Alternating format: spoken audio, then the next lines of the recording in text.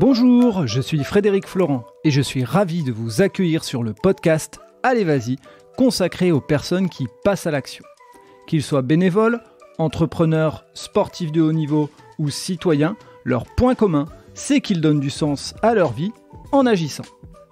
Aujourd'hui, je reçois Élodie Arnouk, cofondatrice de The Hop Gallery, une plateforme d'art solidaire. Elle a notamment permis à Sébastien Lavastre, de l'association Le Cœur plus gros que le ventre, l'épisode 13 du podcast, de réaliser sa dernière opération. Dans cet épisode, vous allez découvrir son parcours de vie incroyable, où Élodie est partie à 15 ans aux États-Unis en famille d'accueil. À son retour en France, elle repart en mission humanitaire à Ouagadougou, au Burkina Faso, puis en Inde et enfin à Istanbul. De rebond en occasion, toutes ces expériences vont lui servir pour créer The Hop Gallery. Je vous invite à découvrir cet épisode qui illustre bien comment transformer les difficultés en opportunités. Je vous laisse avec Élodie, très bonne écoute à vous. Alors j'oublierai pas de dire merci à Sébastien de nous avoir mis en relation. Bonjour Élodie. Bonjour Fred. Alors nous sommes avec Élodie sur le podcast, Élodie Arnouk, qui est la cofondatrice de The Hop Gallery, et c'est Sébastien Lavastre de l'association Le Cœur plus gros que le ventre qui nous a mis en relation. Et avant de nous expliquer ce qu'est The Hop Gallery, moi j'aimerais bien comprendre qui tu es et connaître un peu ton parcours. Je te laisse la parole, c'est à toi de nous raconter, de nous faire découvrir qui tu es.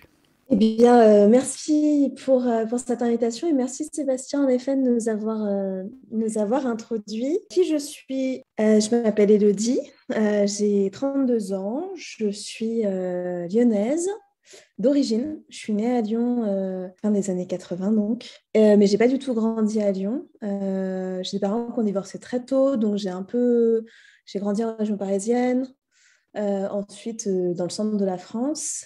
Et puis, en fait, mon parcours, il a assez été imprimé par ce côté nomade. On a beaucoup bougé dans mon enfance parce que quand j'ai eu 15 ans, je suis partie toute seule aux États-Unis pendant 1 an en tant qu'étudiante d'échange, Rotary International. En fait, c'était parce qu'à l'époque, j'étais pas hyper épanouie à l'école. J'étais bonne élève, mais je m'ennuyais beaucoup. J'avais un meilleur ami, mais j'aimais pas particulièrement l'école, en fait. Et donc, j'avais supplié ma mère de me mettre en CNED. Ma mère a refusé en me disant qu'il fallait pas que je me désocialise. Par contre, elle avait des clients, elle était préparatrice en pharmacie, elle l'est toujours. Elle avait des clients qui étaient rotariens et qui faisaient des échanges de jeunes. Donc, j'ai déposé un premier dossier quand j'avais 14 ans pour l'Australie, la Nouvelle-Zélande. J'étais refusée parce que j'étais trop jeune, mais vu que je suis assez obstinée, j'ai redéposé un dossier l'année d'après et cette fois-ci, j'ai été acceptée. Et donc, je suis partie à 15 ans aux États-Unis en famille d'accueil. J'y suis restée 1 an. Je ne parlais pas du tout anglais, enfin très très peu, parce que moi j'avais fait allemand LV1. Ça va avec. Oui, voilà, c'est ça. Et en fait, c'était parfait de partir Je suis partie en 2015, quelque chose comme ça, parce que c'était vraiment l'époque, Internet était hyper limité. Alors, on commençait un peu à être sur des forums. Et j'étais une enfant d'Internet. Moi, je me suis très vite atterri sur IRC et tout ça. Mais par contre, quand j'étais aux États-Unis, on avait très peu Internet. J'étais étudiante d'échange. J'avais droit à un coup de fil par semaine avec mes parents pour être sûre d'être en pleine immersion. Et donc, du coup, je faisais aller au lycée, parler anglais, me faire des copains sur place, regarder les Simpsons à la télé, parce que c'était bon pour mon anglais. Et donc, j'ai appris à parler anglais là-bas. Et en fait, ça a été un vrai cadeau pour moi, parce que quand je suis rentrée en France derrière, alors je voulais rester, mais ça a été compliqué pour moi de rester. Donc, je suis quand même rentrée en France. Je suis passée directement en terminale, parce que je voulais du coup rester le moins longtemps possible au lycée. Donc, on a réussi à négocier une dérogation au rectorat pour que j'aille en terminale. Bravo, parce que c'est pas facile. Ah non, ouais, non, c'était pas facile. J'ai passé toutes mes épreuves du bac en une fois. Parce que normalement, c'est pas faisable. Et j'ai pas fait le truc que tout le monde connaît, les TPE. Je n'ai jamais eu cette occasion de faire des TPE. C'était la petite dérogation qui rajoute des points aux gens que moi, j'ai pas eu. Et en fait, en terminale, j'atterris dans un lycée un peu différent, qui est le meilleur lycée de France, le lycée pilote innovant international du Futuroscope. C'était ce que ma mère avait trouvé pour que je retrouve un lycée un peu différent que celui qui m'avait poussé à avoir envie de partir et de me déscolariser. Et en fait, c'est un lycée génial, pilote en France, donc c'est un lycée public, mais où ils ont une pédagogie un peu différente. Tous les jeudis après-midi sont consacrés soit à des projets étudiants portés par les étudiants, créés par les étudiants, où on est obligé, pour monter un projet, d'être en interclasse. Donc, on est obligé d'avoir au moins une personne de chaque niveau, seconde, première, terminale, et où on crée un projet au début de l'année. Le but, c'est d'amener à son terme à la fin de l'année. Donc, il y avait des étudiants qui montaient une radio étudiante, d'autres qui ont construit une guitare de A à Z. Ils prenaient des rendez-vous avec des menuisiers. Enfin, c'était des trucs assez fous. Ça peut être n'importe quoi.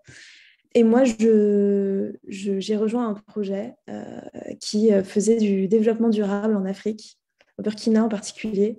En fait, on passait toute l'année à travailler sur imaginer des nouvelles solutions. Donc, on prenait des brevets dans le domaine public, genre batterie Tesla, comment est-ce qu'on peut faire chauffer de l'eau grâce à un miroir, des principes de cuiseur économe qu'on avait imaginés. Et donc, on essayait de simplifier les choses au maximum en se demandant comment est-ce qu'on pouvait reproduire ces choses-là en Afrique avec les matériaux du coin. Et ensuite, on partait, et on est parti 2 semaines sur place dans la brousse au nord de Ouagadougou, dans un petit village qui s'appelle Bassemiam, pour tester les trucs qu'on avait créés. Donc, on avait créé un séchoir solaire, un cuiseur économe. Et après, avec les habitants, en fait, on les formait pour leur montrer comment ils avaient construit, pour qu'eux puissent les produire, les commercialiser derrière et faire des logiques de microcrédit pour avoir les moyens que tout le monde puisse les acheter. L'avantage, c'est que ça permettait de lutter contre la déforestation, parce qu'un cuiseur économe, c'est beaucoup, beaucoup moins de bois pour cuire le taux, le plat local.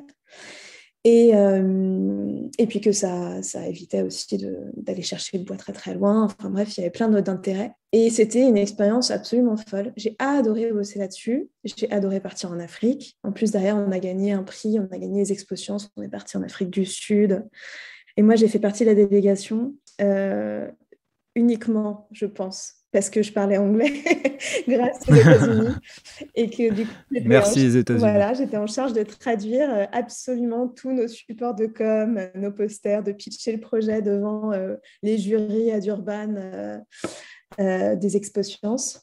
Et ça n'a pas été neutre non plus, parce que quand derrière, je ne savais pas quoi faire côté études, j'ai atterri en école de commerce pour ne me fermer aucune porte, en école de commerce post-bac, parce que, pour être honnête, je savais que j'avais absolument pas...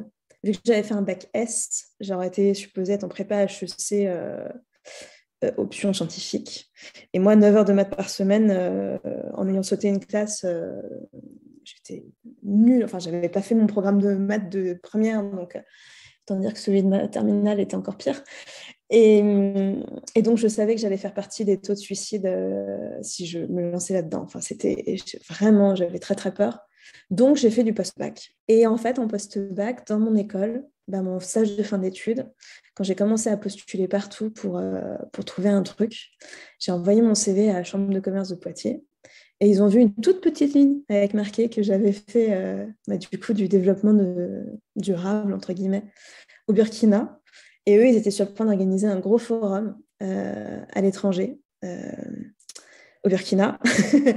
C'était un forum qui tournait tous les ans de pays. Et quand ils ont vu marqué Burkina, ils ont contacté la Chambre de commerce. Puis ils ont dit, donc la CCI nationale du Burkina, en leur disant, on a une fille là qui a l'air sympa. Et puis surtout, elle est déjà venue. Du coup, elle connaît un peu votre pays. Et nous, on aime bien avoir un représentant de nos méthodes de travail sur place pour aider les organisateurs en fait, et faire le lien entre nos deux organisations. Et du coup, j'ai rencontré tout le monde et ils ont accepté de me prendre en stage. C'était très impressionnant à l'époque. Et en fait, j'ai passé 2 semaines à Poitiers pour prendre un max d'informations. Et ensuite, je suis partie à Ouaga, habiter pendant 6 mois pour organiser un énorme événement. Il faut savoir que... Oui, pas le petit stage en fait, on va Non, dire. c'était pas du tout un petit stage. En fait, au début, c'était un petit stage. Et puis au final, vu que moi, j'étais ultra volontaire et que j'acceptais de prendre autant de responsabilités. Alors, je me suis encore retrouvée, l'anglais vraiment, je me suis retrouvée à retraduire tous les supports de communication de tout le monde. Et puis après, en fait, mon chef le directeur de la chambre qui organisait ça, a commencé à de plus en plus me faire confiance et à vraiment il m'a appris, c'est une des personnes qui m'a appris plus de choses. Il est encore vivant, il s'appelle Boubacar Traoré et je crois qu'il m'a tellement appris professionnellement et donc il me déléguait plein de trucs. Je me suis retrouvée à aller représenter la chambre pour faire des conférences de presse au Sénégal. J'étais une femme blanche, jeune, j'avais 20 ans, j'avais l'air d'en avoir 14. Donc, question être prise au sérieux, c'était... Mais au final, j'étais l'envoyée, la représentante de la chambre, donc tout le monde considérait qu'il fallait m'écouter et me faire confiance. Et puis moi, j'étais pleine de valeurs là-dedans. Enfin, j'allais faire des roadshows et concrètement, mon boulot, c'était de dire à d'autres pays de la zone UMOA pourquoi il fallait venir au Burkina. Et en fait, c'était une époque où il y avait la Chine qui venait énormément en Afrique pour se développer et racheter plein de boîtes. Et puis, en fait, au lieu d'emprunter la main-d'œuvre, d'employer la main-d'œuvre locale, ils faisaient, pour certains, dans certains pays, et ça commence à se savoir, ils faisaient venir des prisonniers chinois pour les faire bosser en Afrique. Et donc, alors moi, le discours était tout fait. Je disais aux Africains, non, mais il faut choisir vos partenaires, il faut choisir avec qui vous avez envie de travailler. C'est l'occasion, il faut venir à notre événement. Et du coup, on a recruté 150 boîtes de la zone UMOA et de l'Union économique et monétaire d'Afrique de l'Ouest. C'est grosso modo toute l'Afrique francophone. Sur l'Afrique noire francophone, ce n'était pas le Nord-Afrique. Et puis 150 entreprises du reste du monde qui sont venues. Ça a été un gros succès, tellement qu'ils en organisent depuis tous les ans, sauf quand il y a le Covid. Oui. Et sorti de ça, moi je me suis dit, j'adore les relations internationales. Donc, je décide de m'inscrire dans un master pour aller bosser à l'ONU ou à l'UNICEF, la Banque mondiale, quelque chose comme ça. Je me destinais vraiment à bosser en OI, donc j'ai fait un master spécialisé dans le développement dans le développement des OI et des ONG. Et en fait, je rentre, je m'inscris en master, je commence les cours et je me rends compte que ça va être très, très compliqué parce que je n'ai pas du tout envie d'aller bosser là-dedans. Pas parce que c'est pas ce que je veux faire, mais parce que je comprends très rapidement, parce que j'ai des bons profs, que le temps qu'une très grosse organisation prenne une décision, parce qu'ils sont tout le temps en train de mesurer, bien sûr, il y a des enjeux énormes, politiques, la géopolitique, c'est compliqué. Concrètement, le temps de faire passer même ne serait-ce que d'ouvrir un bureau, de faire quelque chose, en fait, il y a des milliers de personnes qui ont le temps de mourir. Et moi, parce que j'avais déjà fait tous mes projets étudiants, j'avais monté des circuits écotouristiques en Roumanie, en projet étudiant, en école de commerce. Je montais beaucoup de projets. C'était mon lycée qui m'avait bien appris là-dessus, plus les États-Unis où il y a vraiment une mentalité un peu de faire et de se poser des questions après, au moins d'essayer. Je me disais que j'allais être frustrée beaucoup si je devais passer 8 niveaux de hiérarchie pour obtenir l'autorisation de faire quelque chose. En fin de compte, tu avais trouvé ta voie, mais pour autant, la manière de le faire ne correspondait pas aux ONG ou aux organisations internationales. Complètement. Et les ONG un peu plus, mais ça dépendait desquelles, en fait. Et puis, les ONG très grandes ont aussi beaucoup de process, parce qu'elles sont hyper auditées, ce qui est normal, il faut savoir où va l'argent. Mais j'avais commencé à toucher du doigt un truc que je commençais à beaucoup m'intéresser à l'entrepreneuriat social, en tout cas au tout début. J'avais pris une option parce que j'avais la possibilité de choisir quelques briques de mon master. J'avais pris une spécialité en gestion de projet et une autre en RSE. Et je me disais qu'en fait, on pouvait aussi juste mettre de l'éthique un peu partout et que si on y arrivait, on aurait toujours besoin d'associations, mais il y aurait certains trucs sur lesquels, si on avait des meilleures pratiques, il y aurait aussi des fois moins de sujets. Bien sûr. Et donc au sortir de ton master, tu t'orientes vers quel domaine? Plutôt l'entrepreneuriat social, plutôt l'entrepreneuriat et puis en même temps une association sur le côté? Comment tu Et t'es ben en fait, fixé sur ton en parcours? plein milieu de mon master, j'ai la chambre de commerce de Poitiers qui me rappelle et qui me dit, donc j'étais en train de faire un master à distance pour la petite, parce que j'étais rentrée trop tard d'Afrique pour les inscriptions pour le présentiel. Donc j'étais en master à la fac, mais par correspondance. Et Tu étais précurseur ouais, complètement. d'un système. Et finalement, j'y étais au CNED après avoir Non, c'était pas le CNED, c'était vraiment l'université. Et en fait, c'était justement un master qui se faisait à distance parce qu'il y avait beaucoup de gens qui étaient en poste dans des ONG ou dans des organisations internationales et en mission typiquement au Togo, comme une de mes copines, et qui ne pouvaient pas du tout revenir pour être en présentiel. Et donc, en plein milieu de mon master, j'ai la chambre de commerce de Poitiers qui me rappelle et qui me dit, tu sais, ça s'est bien passé le forum, nous, on continue d'en faire et on aurait besoin du coup de quelqu'un comme toi. Et là, on en a 3 sur le feu. Est-ce qu'il y en a un des 3 qui pourrait t'intéresser? Moi, je me dis que j'ai carrément le temps de bosser et puis ça me fera des sous en parallèle et de l'expérience en parallèle de mes études. Et il me propose la Chine, l'Inde ou le Brésil. Et en fait, je choisis l'Inde en me disant, c'est bien, en Inde, ils parlent anglais, je ne vais pas avoir la barrière de la langue. En plus, j'avais toujours eu envie de visiter l'Inde. Et donc, je me dis, parfait, go pour l'Inde. Je négocie mon contrat avec le World Trade Center de Bombay. On se met d'accord sur les conditions. Je débarque en Inde. Je n'avais jamais mis un pied en Inde. J'ai longtemps été la spécialiste de prendre une valise, de m'expatrier sans même avoir été visiter le pays avant pour savoir si ça allait me plaire. Et je signe un contrat donc à distance et j'accepte d'aller bosser là-bas. Et je rempile, je refais un événement. Et donc j'habite pendant 1 an en Inde, j'organise gros forum. Sortie d'Inde, je rentre en France et là on m'appelle et on me dit on va en faire un autre et cette fois-ci à Istanbul. En fait, comme ça, j'ai enchaîné les expatriations. Je partais avec une valise de 23 kilos. Je venais, je préparais l'événement. Je mobilisais du coup tout mon réseau de chefs de délégation que j'avais un peu du coup depuis l'Afrique, mais qui était mondial. Et puis, on faisait venir autant de participants que possible. C'est du speed dating pour entreprise. C'était un concept génial.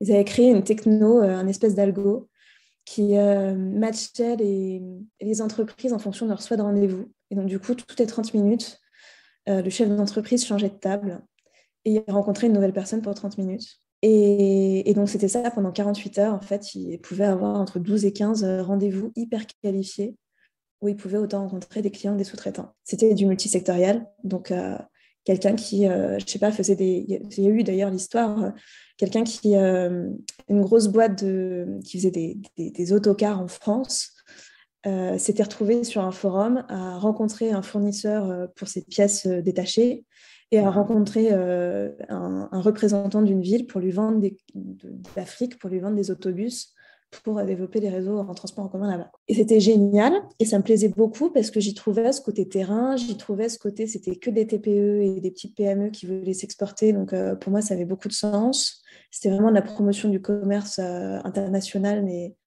pas pour des multinationales pour qui c'était plus facile de s'implanter. C'était vraiment des gens qui voulaient juste développer leur projet. Et puis J'ai une question sur et que peut-être d'autres se posent en t'écoutant.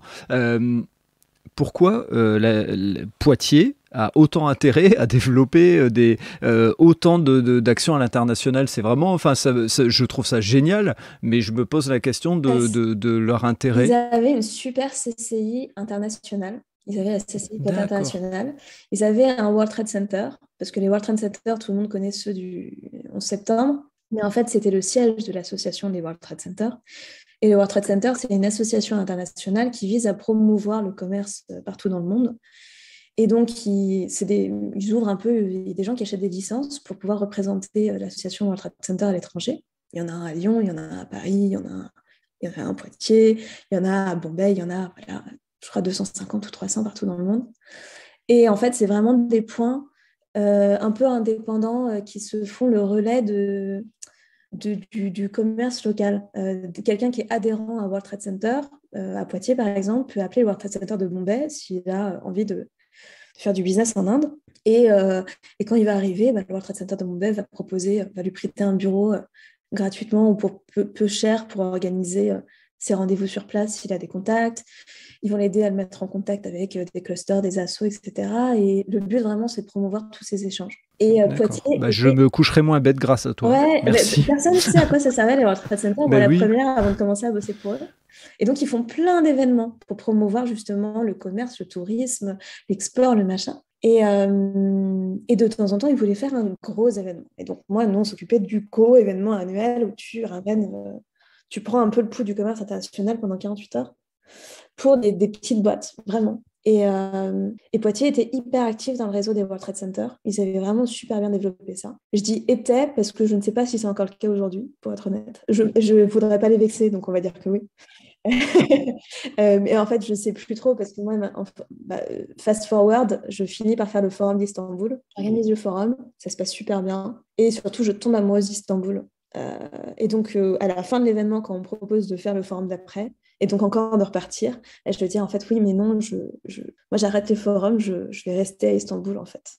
Et donc, à partir de ce moment-là, j'ai arrêté, entre guillemets, ma carrière dans l'événementiel international. Je suis rentrée, j'ai trouvé un boulot dans une agence digitale, et donc j'ai mis mon premier pied dans le digital, parce que je parlais français cette fois-ci. C'était ça l'intérêt, l'avantage. Je bossais pour une agence qui a été fondée par une Française et un Turc. Et en fait, ils avaient beaucoup de clients français, mais ils étaient basés à Istanbul. Enfin, ils avaient 2 bureaux, dont un à Istanbul. Et à Istanbul, ils avaient tous leurs designers qui étaient turcs. Et donc, moi, en arrivant à Istanbul, comme dans tous les pays dans lesquels j'allais, je prenais des cours de la langue locale. Parce que mon but à moi, c'était de m'intégrer avec les locaux et de comprendre un peu leur. Donc, j'ai appris un peu les bases de Moré quand j'étais au Burkina. J'ai appris vite fait l'hindi quand j'étais en Inde. Et j'ai pris des cours de turc quand je suis arrivée en Turquie. Et donc, je prenais. Alors maintenant, je connais 4 mots en moré qui me restent, suffisamment pour rigoler quand je revois des Burkinabés. Je suis encore capable de donner des directions à un chauffeur de taxi en hindi, mais ça s'arrête à peu près à ça. Parce que dès que tu apprends une nouvelle langue étrangère, tu as tendance un peu à oublier les autres. Et par contre, je parle encore plutôt pas mal turc. Parce que j'essaie de préserver. Alors, ça ne me sert à rien au quotidien, à part à discuter avec des copains, C'est déjà pas mal. mais voilà, exactement. Et du coup, vu que je parlais un peu turc, je pouvais discuter avec les designers turcs. Et donc, je pouvais prendre les briefs des clients français, faire le schmilblick un peu avec tout le monde, et briefer les Turcs et faire ce passe-plat et être chef de projet là-dedans. Et la transition, elle s'est faite toute seule, de manière assez naturelle. Et j'ai adoré bosser dans le digital. J'avais un peu un truc techno quand je bossais pour l'histoire des forums, parce que notre techno de matchmaking était hyper innovante et elle avait été créée par du coup Futuralia, qui était le nom du forum qui était en lien avec la CCI de Poitiers. Et en fait, le digital, ça ne m'a jamais quitté. Quand j'étais à Istanbul, j'ai beaucoup développé.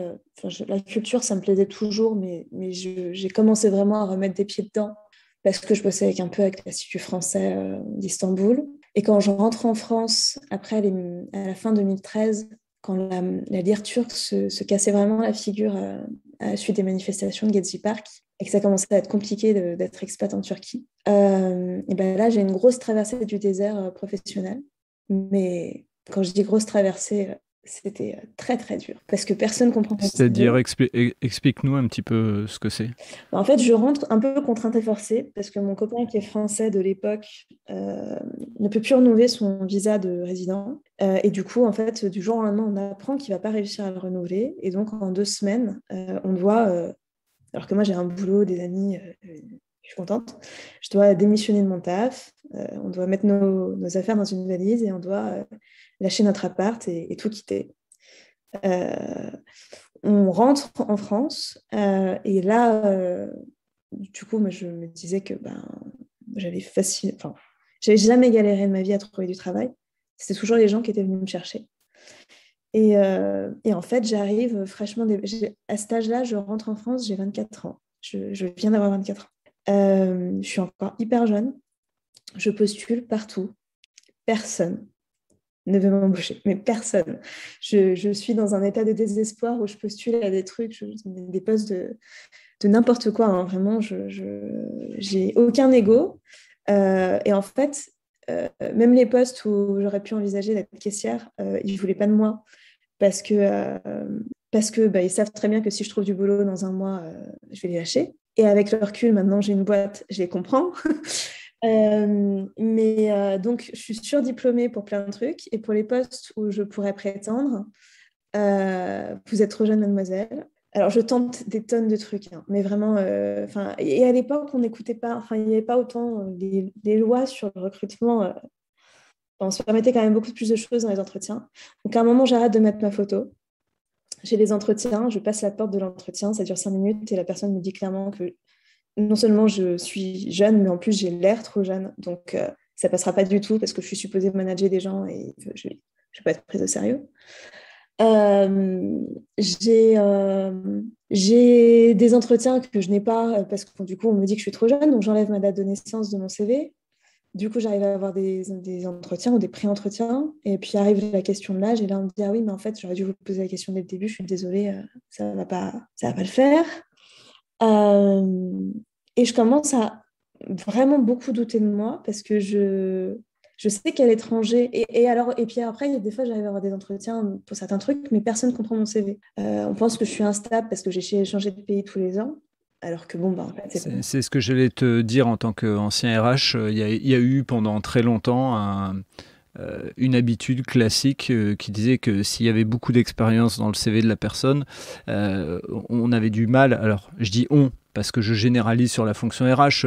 Et moi, j'aimais essayer de comprendre les parcours. J'avoue que j'ai aussi certainement eu des dérives comme tout RH, mais c'est vrai que on nous apprenait souvent dans les formations à dire attention, questionner, c'est une forme d'instabilité. Et en fait, aujourd'hui, ceux qui écouteront le podcast comprendront la logique de ton parcours. Mais je pense qu'en entretien, même tout était déjà fait, quoi. C'est exactement. Mais tu iras sur mon LinkedIn où tu regarderais mon CV, mais la logique de mon parcours, quand tu vois du coup les sauts un peu d'institutions et ou de pays, si tu n'as pas le contexte, tu ne le comprends pas du tout. Tu ne comprends Bien pas sûr. que c'est un Mais c'est le rôle d'un entretien de recrutement, par normalement. structure, ouais.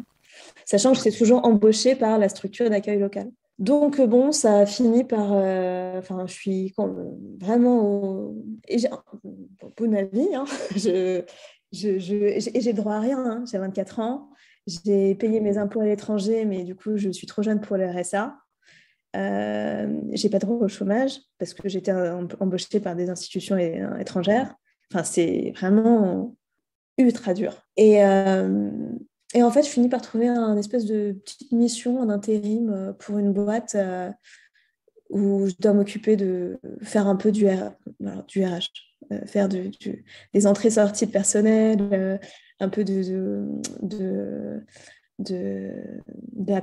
filer des coups de main sur la paie et surtout les aider à se développer, faire de l'office management et répondre à des appels d'offres. Et je ne savais pas répondre à des appels d'offres avant de bosser chez eux, donc je l'apprends sur le tas.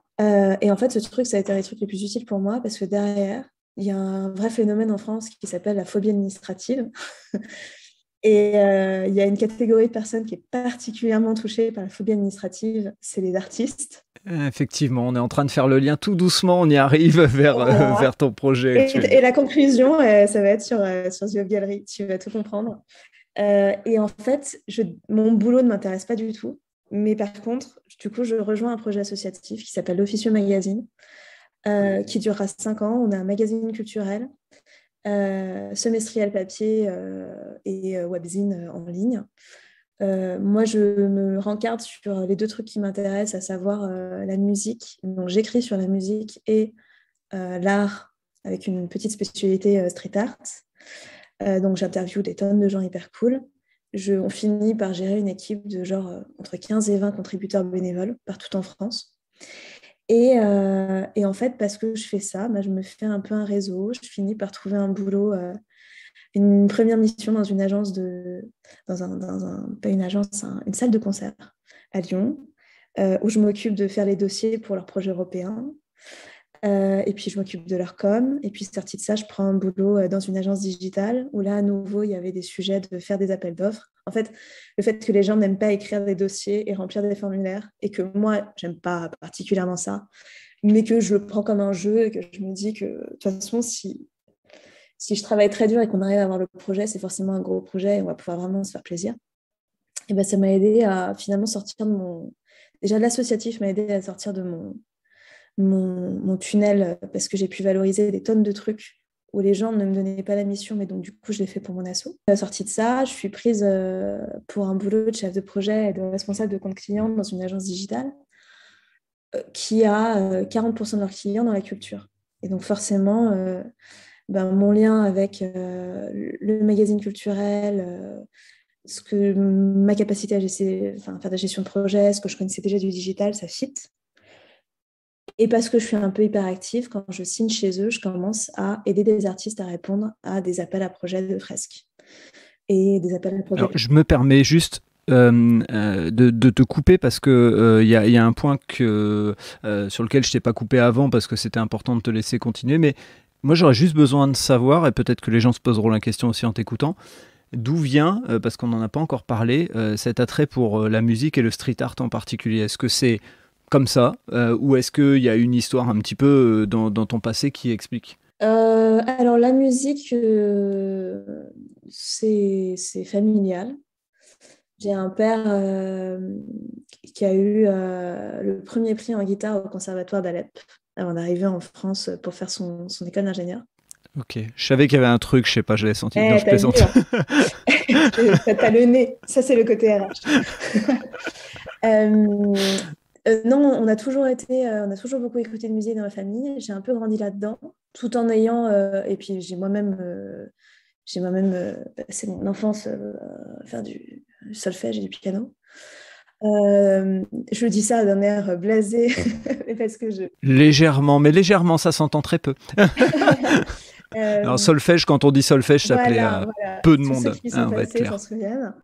Non, donc la musique, j'étais une grande... j'écumais toutes les salles de concert partout où j'allais. Il y a des salles de concert à Bombay, à Istanbul, que j'ai adoré. J'ai eu la chance pour ça de beaucoup vivre à l'étranger. Je voyageais pas, parce que j'étais en contrat local, donc je travaillais 60 heures par semaine tout le temps, 6 jours sur 7. Par contre, j'avais une vie culturelle qui était quand même assez cool et assez riche. Et le street art, en fait, ça m'est venu, je pense, à Lyon, vraiment. Il y avait du street art chouette à l'étranger, et c'était de l'art qu'on voyait très facilement. C'est de l'art où tu te promènes, tu es dans un rickshaw et tu vois un truc sur un mur et ça t'interpelle. Et il y a un côté qui est très humain et qui est très accessible, que je trouvais super. Et ça rendait l'art accessible, ça décloisonnait les choses, je trouvais ça merveilleux. Mais je crois que c'est vraiment quand j'ai commencé à écrire à Lyon où au final, les expos qui tournaient beaucoup dans les lieux que moi je fréquentais, c'était souvent des street artistes en fait. Et puis ça a été les premiers que j'ai interviewés, c'est les premiers avec qui j'ai eu l'impression de discuter avec des copains qui parlaient d'une manière très... On voyait que, en fait, je pense qu'aussi à l'époque j'étais clairement, je ne savais pas trop où j'allais dans ma vie. Et parce que j'ai plein de trucs pour oublier le fait que j'avais un boulot qui ne m'intéressait pas. Et quand tu parles avec un artiste, très souvent, tu te rends compte que l'artiste est aussi en recherche perpétuelle. Il ne sait pas trop où il va, il cherche la ligne, il cherche le trait, il se demande quel va être son prochain truc. Enfin, il y a un côté, c'est très... c'est particulier, mais je raisonnais beaucoup avec eux. Et ils étaient hyper accessibles. Ils étaient contents de partager. Et c'était... Avant de basculer sur ce qui t'a amené à quitter ton job de responsable de projet et à fonder The Hop Gallery, moi je voudrais juste faire une petite prise de recul parce qu'en fait, si on écoute bien ton parcours, il y a une chose qui est ta détermination à 14 ans de vouloir aller à l'étranger. T'es pas prise à 14 ans, mais tu lâches pas. Et à 15 ans, tu pars aux États-Unis et toute la grande première partie de ta carrière, ce qui te lance, ce qui te donne des belles émotions, c'est lié à l'anglais et donc c'est lié à cette détermination à 14 ans, puis à 15 ans de ton voyage. Et l'autre deuxième partie, ce qui est hyper intéressant, c'est au moment où tu es dans la pleine galère, tu acceptes une mission qui au fond ne fait pas partie de tes projets de base et autres, et tu te retrouves à faire des appels d'offres. Et au fond, c'est ce qui te propulse, entre guillemets, vers qui tu es aujourd'hui. Donc c'est Pour moi, c'est une super leçon. Enfin, les 2 points sont hyper importants à retenir, notamment pour ceux qui nous écoutent et pour des parents de jeunes qui se disent « Mon Dieu, qu'est-ce que je vais faire de lui ?» Aidez-le peut-être juste à faire le bon rebond au bon moment et puis on voit ce que ça donne aujourd'hui. Tu vois, sur ces 2 points, c'est ce qui est rigolo. Je vais te dire pourquoi je suis partie aux États-Unis. C'est parce que du coup, on était dans un divorce du début des années 90. Et donc, comme très souvent, ma mère avait la garde exclusive. Et donc, ma mère était ma tutrice. Donc, la seule personne dont j'avais besoin de l'autorisation pour partir aux États-Unis, c'était ma mère. Et quand on a eu cette idée de moi partir à l'étranger, j'ai appelé tout le monde. Donc, la première idée qui était la Nouvelle-Zélande avant même les États-Unis. J'ai appelé tout le monde, mais toute ma famille, parce que moi, j'ai beaucoup besoin de l'avis des gens pour m'aider à peser le pour et le contre. J'ai appelé mon père, ma tante, des amis, des gens qui avaient voyagé autour de moi. Tout le monde m'a dit, fais pas ça. Mais tout le monde. Tout le monde m'a dit, tu auras le temps, tu feras Erasmus, tu feras ça après tes études, faire ça en plein milieu de ton lycée, quelle idée, nanana, ça va te mettre en retard, c'est dommage, fais pas ça, fais pas ça. Et en fait, parce que je crois, en vrai, il n'y avait que ma mère qui disait, fais ça si tu veux, ma chérie, vas-y, je t'encourage. Merci maman. Merci maman. En fait, parce que tout le monde m'a dit non, j'ai un très fort... j'ai hérité de... Pas une fierté mal placée, mais j'ai un très fort côté... j'aime beaucoup le challenge. Et surtout, j'ai pas un esprit de contradiction, mais en gros, l'idée dans ma tête, c'était de me dire, je vais leur prouver que j'en suis capable. Et la vraie histoire, c'est que je suis arrivée aux États-Unis, complètement en plein décalage horaire, fin fond de l'Arizona, dans une famille que j'avais jamais vue. Les 48 premières heures, je les ai passées à pleurer en me disant que j'aurais jamais dû faire ça. Et puis, au bout de 48 heures à pleurer, tu te dis maintenant que j'y suis, en fait, j'y reste et je vais assumer ma décision. Il est hors de question que je prenne un avion de retour. S'il n'y a pas de catastrophe, du sang ou je ne sais pas quoi, je m'accroche et sait-on jamais, on va essayer d'en tirer le max, quoi. J'adore. Donc, c'était un peu un esprit de contradiction parce que tout le monde me disait de ne pas y aller. Et par contre, l'autre truc, quand j'étais au fond du trou et que je n'avais pas des masses de confiance en moi parce que professionnellement, ça avait toujours été simple et d'un coup d'un seul, j'avais l'impression que j'étais nulle. Enfin, que j'étais trop jeune à 24 ans et puis que quand j'allais en avoir 30, on allait me dire, madame, vous allez faire un enfant. Que j'allais jamais avoir le bon âge, quoi. C'était... le truc qui m'a aidée à prendre la mission qui m'intéressait pas, c'est que mon père, quand j'étais petite, m'avait toujours dit, je n'ai rien à faire du boulot que tu fais. Vas-y ma chérie, sois éboueuse si ça te fait plaisir, mais alors je te demande juste d'une chose, c'est d'être la meilleure des éboueuses. Et que tout le monde parle de toi en disant non mais tu connais Élodie, c'est incroyable, elle arrive à faire les tournées des ramassages de poubelles encore plus vite que tout le monde parce que je sais pas quoi. En fait, mon père, il y avait une notion de quoi que tu fasses, faut que tu essayes de vraiment bien le faire. Et que c'est pas la fin justifier les moyens ou tu sais l'histoire de... Moi, je dis souvent aux personnes qui bossent avec moi, que ce soit une stagiaire, un free ou quoi que ce soit, ce qui m'intéresse, c'est pas de faire pour faire, ça m'intéresse pas.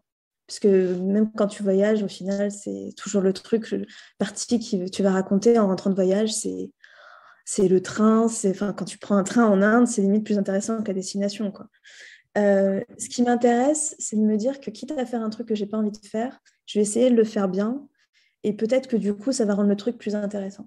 Et donc, j'ai pris un boulot qui ne m'intéressait pas en me disant, je le fais parce que j'ai besoin de thunes, soyons honnêtes. Mais par contre, sait-on jamais sur un malentendu, comme dirait l'autre, je vais peut-être apprendre un truc en chemin ou deux qui sera utile. Et en effet, ça a été utile. Ça m'a permis, boucler, de rentrer en agence, de bosser dans la culture, de pondre des sites internet et des stratégies digitales parce qu'après, j'ai tout appris sur place et je me suis formée pour l'Opéra du Rhin, le Théâtre du Châtelet. J'ai fait des trucs vraiment chouettes. Et puis, en parallèle, bosser avec des artistes, les aider à monter des projets, être proche d'eux, me rendre compte qu'ils sont hyper sollicités par des associations, que les associations, elles ont besoin aussi qu'on change un peu la façon qu'on donne aujourd'hui, de faire des dons.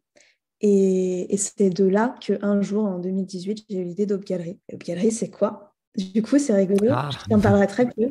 Merci pour la question.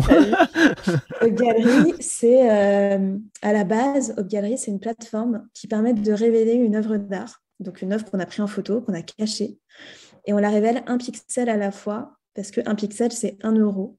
Et donc, ça permet d'être une plateforme de collecte de dons où chaque fois qu'un donateur donne 1 euro, ça révèle un pixel. Tu donnes 10 euros, 10 pixels. Et donc, progressivement, par l'engagement de tout le monde, parce que pour moi, chacun est unique et nécessaire, et on veut le montrer visuellement, et ben, on arrive à révéler l'œuvre. Et du coup, on dit souvent que nous, on montre l'impact que les gens ont 2 fois, la première fois dans une œuvre, la deuxième fois dans la vraie vie.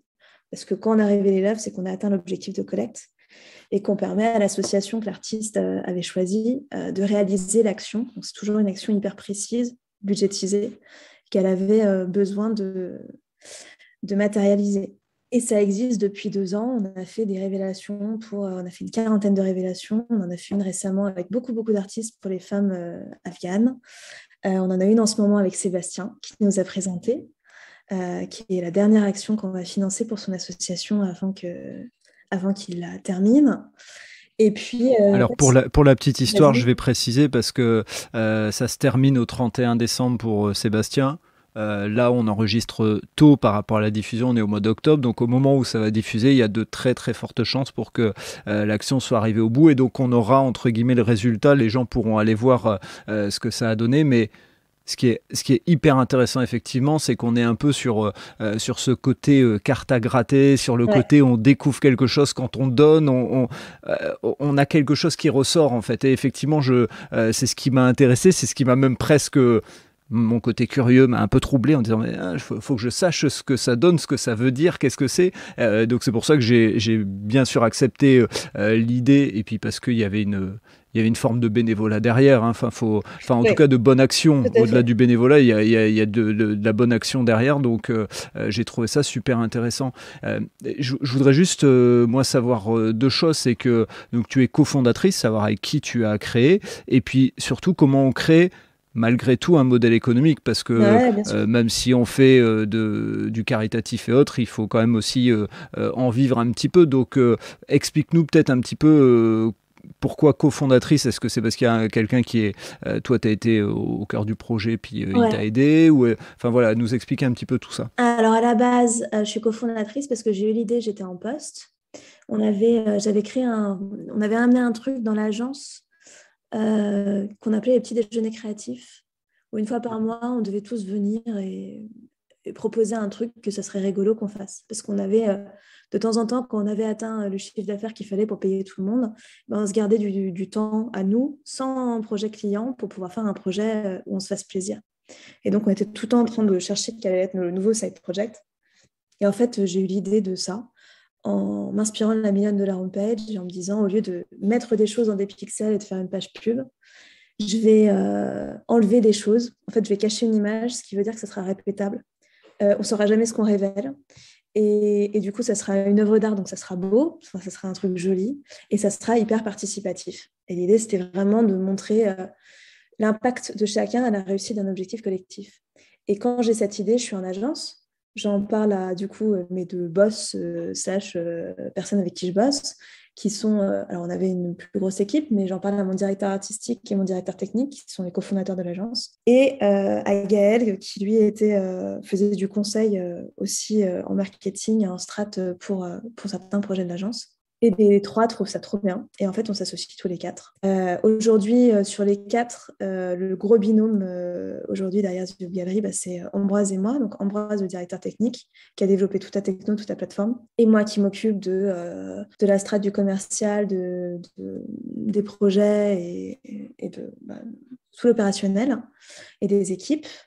Parce qu'en fait, on a eu moins de besoins au fil du temps en direction artistique, parce qu'une fois que les maquettes sont faites, voilà, on est moins souvent... le reste, c'est les artistes ou les marques, parce que ça fait partie du business model, tu comprendras. Et qui nous envoie des choses qu'on met dedans. Et puis Gaël, pareil, il nous a beaucoup aidé sur le juridique, notamment au début, parce qu'il est juriste à la base de formation, spécialisé en propriété intellectuelle. Pour nous, c'était important. Ça aide. Ouais, ça aide à fond. Puis c'était important de backer le droit des artistes, parce que c'est un truc pour lequel Gaël se bat. Il a un label de musique à côté au quotidien. Donc on voulait être sûr que ce soit une plateforme cool pour nos artistes aussi, et pas que pour les assos. Et on a testé plein de business models. À la base, on pensait être une plateforme B2C. Et en fait, rapidement, quand on a testé notre première OP, on a organisé un événement pour voir en vrai pourquoi les gens donnaient, combien ils donnaient, est-ce qu'ils aimaient l'expérience, qu'est-ce qu'on pouvait améliorer. Et ce qu'on s'est rendu compte à ce moment-là, c'est qu'on était une super animation pour les événements. Et notamment un événement aux galeries, donc c'est ce qu'on avait fait, où toutes les œuvres sont visibles sauf une. Et pour la dévoiler, tu fais des dons. Les gens restaient 3 fois plus longtemps, ils faisaient plusieurs dons, plus tu bois, plus tu donnes, enfin bref. Donc vous jouez sur l'alcoolisme et sur la curiosité des gens. C'est vraiment très malsain en fait. Et on pousse deux vices à être une finalité hyper altruiste. C'est génial, vous êtes trop fort. Ça déculpabilise.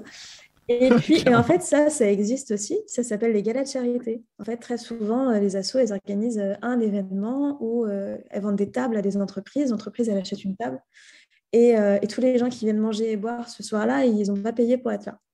Et donc, nous, on est une animation fil rouge où on peut dire, du coup, vous pouvez faire un don, tu as ton prénom qui apparaît en plein milieu, on te dit merci Fred, c'est hyper chouette. Puis ça donne un truc commun à réaliser pendant la soirée. Donc, on a été hyper impacté par le Covid. Mais en fait, à la base, c'était ça notre modèle économique. C'était qu'une des entreprises qui sponsorisait les tables, en général, payait pour la plateforme. Et du coup, on était une animation de gala. Tous nos événements se font annuler en mars.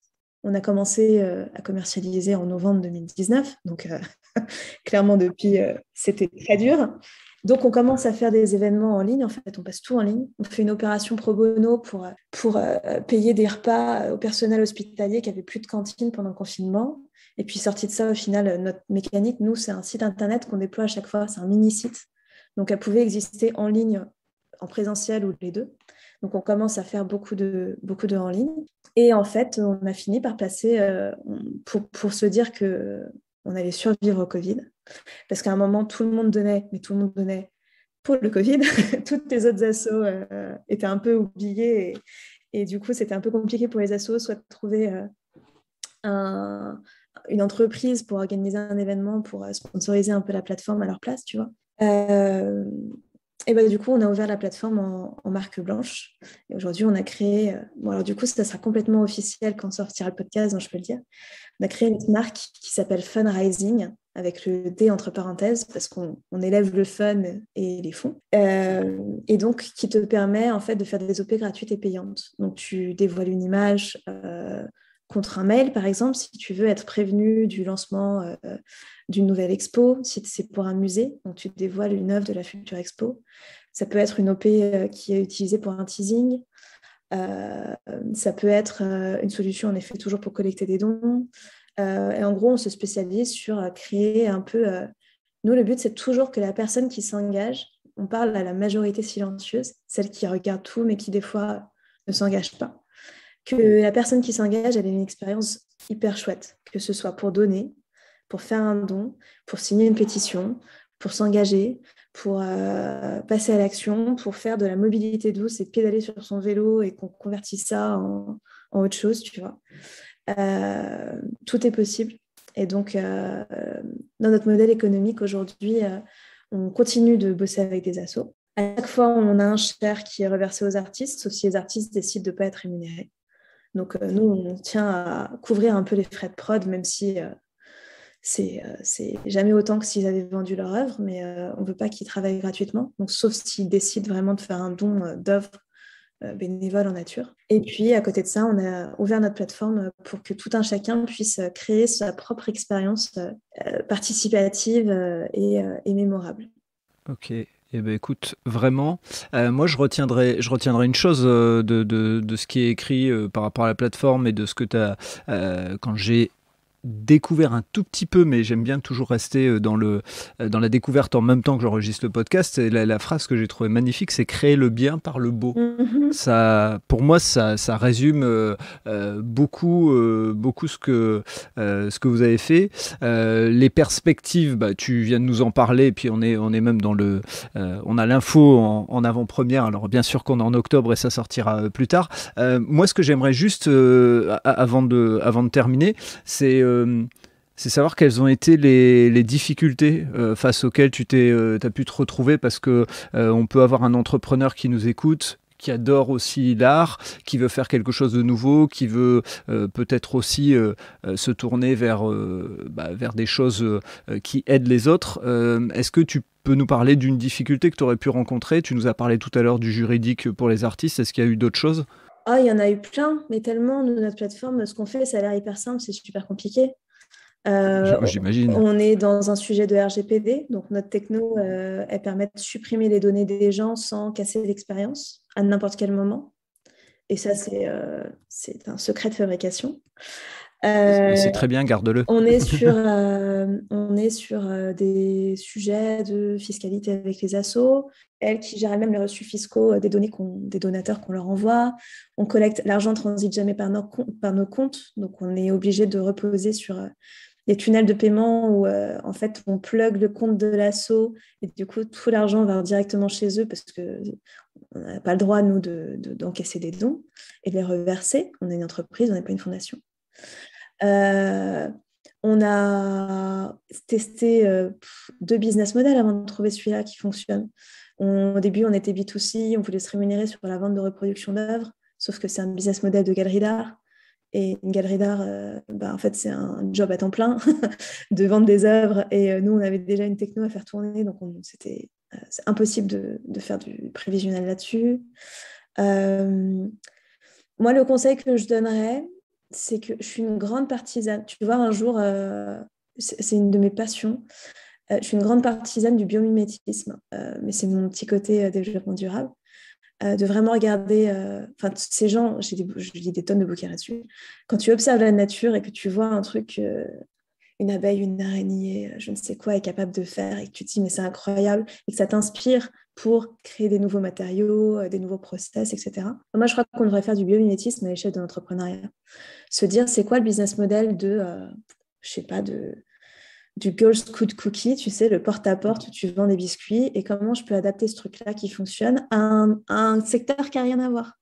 C'est ce que certains ont fait le business model de Tupperware, tu vois. De se dire qu'au final, les réunions, ça marchait pour vendre d'autres trucs. Et donc, je Ce pense. qu'ont repris d'ailleurs Thermomix, par exemple, hein, pour les citer eux, et puis Mais d'autres voilà, d'autres trucs. Mais hein. complètement, c'est ce qu'a fait les réunions Thermomix, les réunions Sextoy, les réunions je ne sais quoi. Enfin, quantité de ventes à domicile qui a lieu à France en ce moment même. Et dimanche soir, c'est un bon timing pour la vente à domicile. C'est incroyable. Effectivement, Et partout dans le monde. Et on en fait, repart sur l'alcool encore. c'était ça. Et tu vois, en parallèle, j'ai monté un projet associatif. Alors, il y a un des secrets aussi, hein, c'est que j'ai pas d'enfant et que j'ai beaucoup de temps libre, du coup. Donc, je bosse comme une malade parce que j'adore quand je suis partisane de. C'est pas du travail si tu aimes vraiment ce que tu fais. J'ai monté un projet associatif à côté qui s'appelle jefaimasba.fr où c'est un quiz, un peu comme les quiz des années du début des internets où on te dit quelle est ta couleur préférée, je te dirai quel est ton personnage de Friends. Sauf que là, c'est 3 questions où on te dit pour t'aider à cibler ton envie d'agir. Et on te dit c'est quoi la cause qui te parle, la cause animale, les droits humains, l'environnement, peu importe. Qu'est-ce que tu as à donner? Du temps, de l'argent, un objet, autre chose. Et à quelle fréquence? Est-ce que tu veux le faire une fois, tous les mois ou plus régulièrement? Et là-dessus, on te sort des résultats d'assaut de terrain local à Lyon euh, qui correspondent exactement à ça. Genre, aller donner tes cheveux pour faire des perruques, donner son sang, tu peux donner des couches, tu peux donner des croquettes pour les animaux, ou alors tu peux être bénévole pendant 1 heure pour aider à faire la cuisine aux petites cantines. Enfin, tu as des tonnes de trucs. On a recensé plus d'une centaine d'assauts. Ce truc tourne tout seul avec un typeform automatisé. J'ai 0 temps à passer dessus depuis que j'ai lancé. De temps en temps, je rajoute une action précise, et c'est tout, tu vois. Et clairement, ce truc, il peut avoir un business model si j'ai envie. Il peut avoir le business model de My Little Paris. Tu envoies des newsletters, parce qu'on en envoie régulièrement, automatisés aussi. Hein, c'est génial, les automatisations aujourd'hui. Ou tu peux tout à fait dire, je vais faire 1 ou 2 encarts pub de temps en temps en newsletter, et comme ça, ça paye pour les serveurs du projet. C'est ça, pour moi, l'idée de se dire comment, des fois, on n'a pas besoin de révolutionner quoi que ce soit, on a juste besoin de se dire, je connais un secteur un tout petit peu, je vois qu'il y a un problème, et Et, des fois, c'est juste améliorer le service. Se dire, ça pourrait être un truc tout bête. Moi, j'ai envie de monter un restaurant ou un café à Paris où tous les serveurs, non, tu vois, ça existe, où tous les serveurs, ils sont hyper souriants et super aimables. Bah, tu as Oli Belly qui fait une nourriture hyper bonne. Le staff est hyper sympa. Et donc, du coup, tu sais pas si tu y vas pour les œufs ou pour les gens, quoi. Des fois, il suffit pas grand-chose pour montrer un truc qui... Donc ça, c'est vraiment le bio. Comment je peux m'inspirer de quelque chose qui est fait ailleurs et l'adapter à un secteur qui n'a rien à voir. Ça, je pense que c'est hyper cool. Ensuite, il ne faut pas oublier qu'on n'a pas besoin d'en vivre. Des fois, l'associatif en France, c'est très fort. Mais tu vois, moi, je fais ma BA, j'en vis pas, j'en fais rien. Je suis juste contente de l'avoir montée et de me dire que c'est utile et que on a plein de gens qui viennent dessus pour trouver des petites assos de terrain qu'ils ne connaissent pas. Et je suis hyper contente qu'on ait monté ça et qu'aujourd'hui, c'est même une asso avec d'autres filles super qui s'en occupent, Morgane et Hélène qui font tourner le truc avec ou sans moi, tu vois. Et quand il y a besoin de faire un post Facebook ou d'envoyer une newsletter. J'ai envie de dire bravo et c'est très bien d'avoir cité les personnes qui travaillent également. Alors, on est sur un podcast un peu long et je pense que clairement, tu reviendras, Elodie, sur ce podcast parce que ce que tu viens de me raconter sur l'association, ça me donne envie d'en parler énormément. Et je pense qu'on va recréer un deuxième podcast. Donc, ce qu'on se fait, c'est qu'on se garde ça sous la main et tu reviendras pour nous donner un petit peu aussi les résultats, les tendances de ce que fait The Hop Gallery dans un nouveau monde, puisqu'on est en train de revenir un petit peu à du présentiel, mais on continue à garder des idées du distanciel. Et puis ce que tu viens de dire sur cette association, moi je serais hyper content de refaire un bilan dans quelques temps, savoir où t'en es. Je retiens, et ça c'est important, que ton parcours, il est jalonné de plein de renouveaux et ça c'est hyper intéressant, qu'une fois c'est grâce à ta maman que tu pars dans un cycle et puis une deuxième fois c'est grâce à ton papa, donc quand on entreprend, quand on agit, on a toujours des gens qui nous guident. Alors des fois ils nous poussent à aller à l'encontre de ce qu'ils disent, hein, ce que tu avais dit avec tous les gens autour de ta famille, et puis d'autres fois c'est dans l'autre sens, donc vraiment pour moi c'est un épisode qui est rempli d'enseignements. Merci. Je te remercie pour le partage, de rien, c'est on ne peut plus normal. Je te remercie donc pour tous ces enseignements, ça a été très riche pour moi. J'espère que les auditrices et les auditeurs écouteront ce podcast même en 2-3 fois s'ils estiment que c'est trop long, mais en tout cas avec beaucoup d'enseignements et peut-être des envies pour certains de faire comme toi. Je le souhaite à tout le monde, vraiment faut faire. Tu vois, je crois que c'était ça le mot de la fin. Faire avant de chercher... Tu trouveras le business model après. C'est Roman Fressinet un jour qui a dit dans un podcast, et j'ai trouvé ça génial parce que c'était l'histoire de ma vie. Le secret, c'est de faire un truc qui te plaît et de le faire beaucoup. Et à un moment, tu seras tellement bon qu'on finira par te payer pour le faire. C'est ça. Il est bon. Le fait des choses. Et puis à un moment... soit on a gagné, soit on a appris, et soit on a grandi. Donc, totalement d'accord. Allez, vas-y. Je ne rajouterai plus rien à ça, mais effectivement, allez, vas-y, lance-toi, fais, et puis on verra ce que ça donne, agissez, et puis en plus on fait en sorte de parler de vous parce que on parle trop de choses négatives, parlons des choses positives. Merci beaucoup, Elodie, merci d'avoir accepté mon invitation, merci de t'être rendue disponible. Et je pense qu'on peut redire merci à Sébastien de nous avoir mis en relation avec son beau parcours et tout ce qu'il a fait et cette dernière action pour son association. Voilà, ils auront normalement, les gens, s'ils écoutent ton podcast, ils auront déjà entendu celui de Sébastien. Et ceux qui ne l'ont pas entendu, je vous invite à aller le réécouter. Et juste avant de terminer, tu auras du gros boulot parce que tu as dit plein de choses, donc tu vas devoir m'envoyer plein de choses pour les notes du podcast. Donc ceux qui sont intéressés, vous irez voir les notes du podcast. Voilà, on va s'arrêter là. Merci Elodie et on dit à très bientôt. À très bientôt, merci à toi Frédéric. Et voilà, c'est terminé pour ce nouvel épisode. J'espère que vous avez apprécié cet échange avec Elodie et pour en savoir plus, rendez-vous sur les notes du podcast. Si vous avez aimé cet épisode, n'hésitez pas à vous abonner et à parler du podcast autour de vous. Vous voulez faire une bonne action pour le podcast ? Vous pouvez laisser un commentaire et une note sur Apple Podcast ou vous pouvez mettre 5 étoiles sur Spotify ou sur l'appli Acast. Ça aide à faire connaître le podcast. Je vous dis à vendredi pour un prochain épisode d'Allez Vas-y et d'ici là, portez-vous bien.